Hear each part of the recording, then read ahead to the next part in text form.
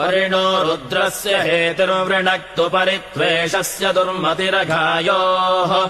अवस्थिरा मघवद्भ्यस्तनुष्वमेध्वस्तोकायतनयाय मृडया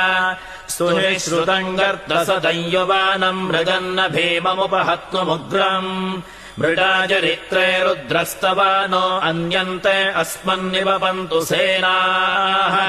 मेढुष्टमशिवतम शिवो नः सुमना भव परमे वृक्ष आयुधम् निधाय कृत्तिम् वसान आचर पिनाकम् बिभ्रता गहि अर्हन् बिभर्षि सायकानि धन्वा अर्हन् निष्कञ्यजतम् विश्वरूपम् अर्हन्निदन्दयसे विश्वमभुवम् न वा ओजेयो रुद्रत्वदस्ति त्वमग्ने रुद्रो असुरो महो दिवस्त्वगुम् शर्धो मारुतम् वृक्ष ईशिषे त्वम् वातैररुणैर्यासि शङ्गयस्त्वम् भूषा विदतः पासि नुत्मना आवो राजानमध्वरस्य रुद्रगुम् होतारगुम्